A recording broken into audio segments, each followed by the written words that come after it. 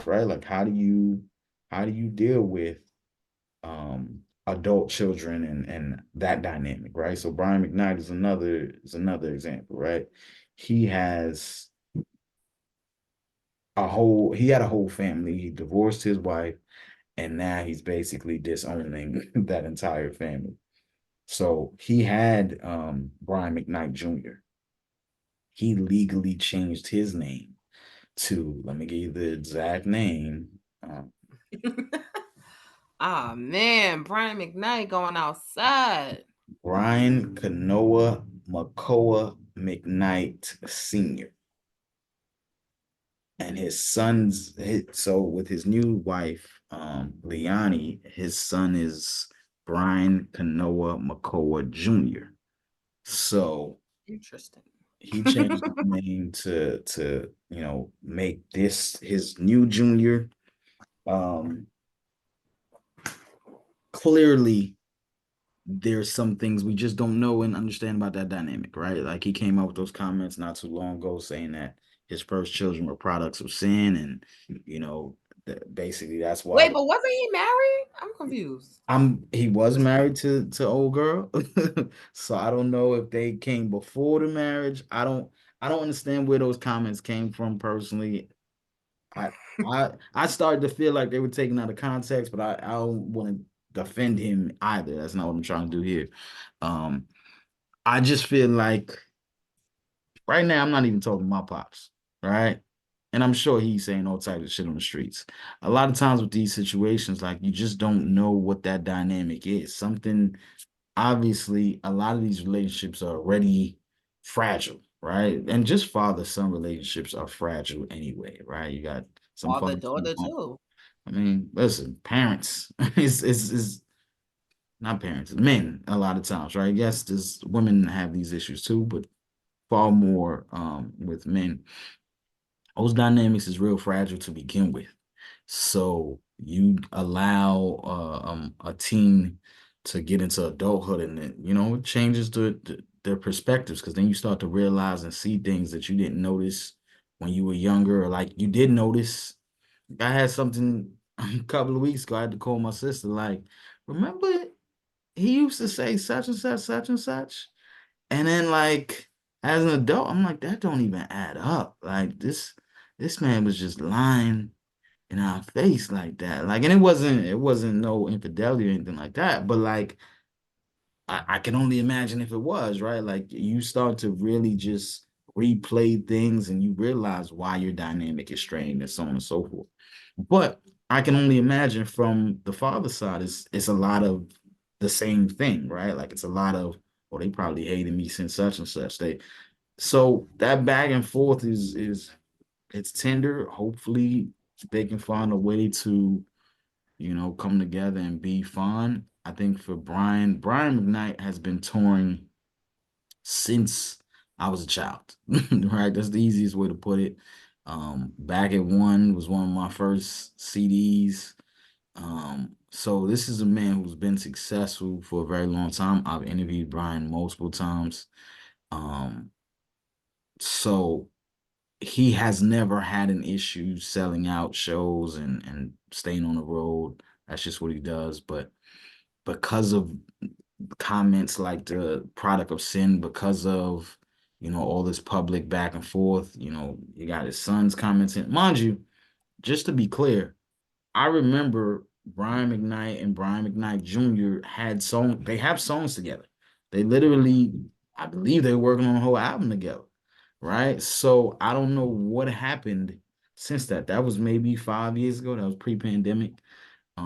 So maybe just the fact that he went and I think a lot of this is like he got with old girl, Leilani, and he's made it clear like she's his person, she's the love of his life, she's the greatest person who's ever been around. Even when I interviewed him last during the pandemic, he talked a lot about like she's his muse and the only person, all the music he's created since he's met her is about her. And like she's the only person he wants to talk about. We have the video up on YouTube where he's making these You know what I comments.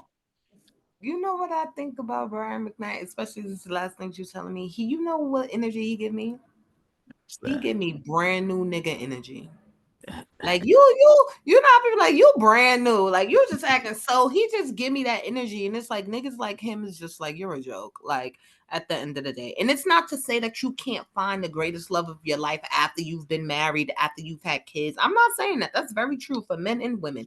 You could have never, and then love changes as you age too. So it's kind of like you could have thought you was in love, but now you really found the real love. And I'm not knocking it. I'm happy for you. I want that for everybody, but your kids is involved. You could bash the mom if you want, you know. Fuck you. You never loved me. Cool. But the kids is where it's just like, sir, where does your loyalty lie? And you know, one thing that I do know, and this is not for all men. Let me just say this, put this on the record. This is not for all men because there are a lot of stand-up men who are stand-up fathers regardless to a situation with a woman. They are fathers, they are men, black men who like being fathers. They like spending time with their kids. They want to go pick their kids up from school. They want to be involved. It's not a chore to them. So shout out to all the good fathers, right? However, one thing I do know is that a lot of men, especially black men, they show more affinity to the children of the woman that they was in love with.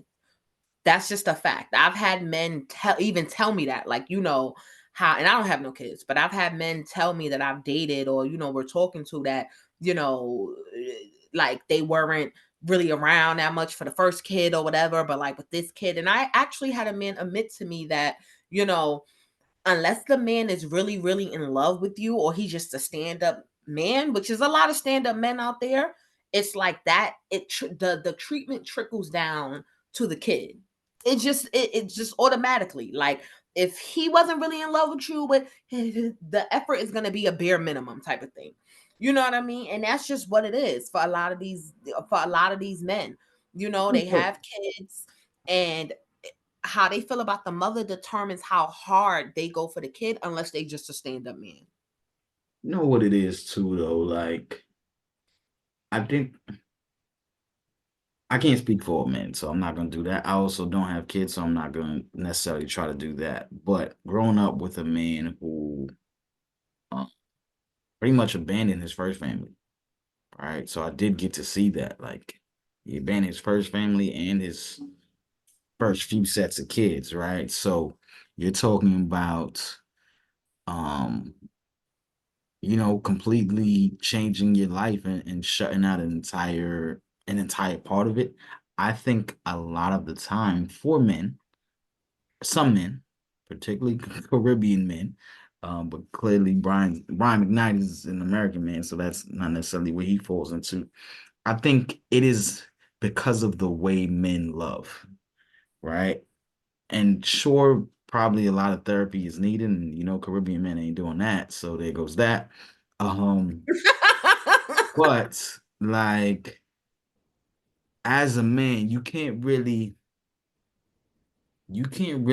fall completely and deeply in love with someone if you're still thinking about the other person, right? Like, and unfortunately, the children for a lot of men are not, for women, it's like, I love my kid, right? Like, I hear it all the time, like, I'm putting nothing above my kid.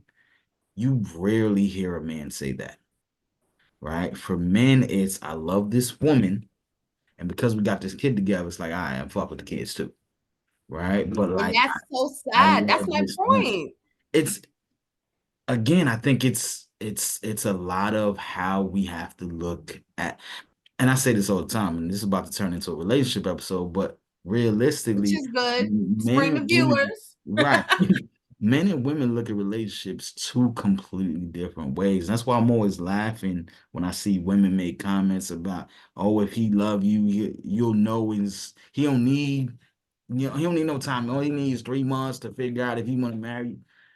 Girl, if you don't go sit down, you don't even know how we think, right? Like if you think that's how we think, then you already off. Just because this one dude told you that, don't believe it, sis. Like for real, for real.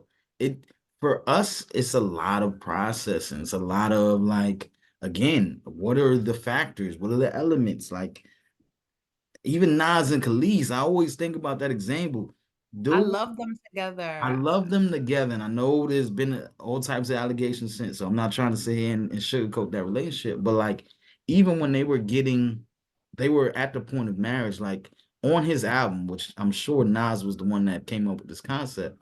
On that album, Khalees asked him, like, if you could go back and get with any other chick or like combine, some of your women, how would you do it? And he has a whole song comparing exes and women he's been with. I What think, album is this? man, if I knew we was getting into this, I would have been better prepared. But I'm pretty sure this is either Hip Hop Is Dead or the one before that, because that's when they were That's when they really were dating and stuff. like Untitled, that Right. album. We know that was the nigga album, but Untitled, um, it was definitely one of those two. I can definitely try to figure it out. But realistically, like he does this whole thing where he's comparing and taking pieces of other women and like putting them together to melt. I think that's what a lot of dudes do. Like happiness looks different for men. Like and again, all I said, like when it comes to children, and maybe it's something women have to ask a man before, right? Like how, and I think a big part of it too, right? When we look at parenting and we look at relationships, father, daughter, father, son.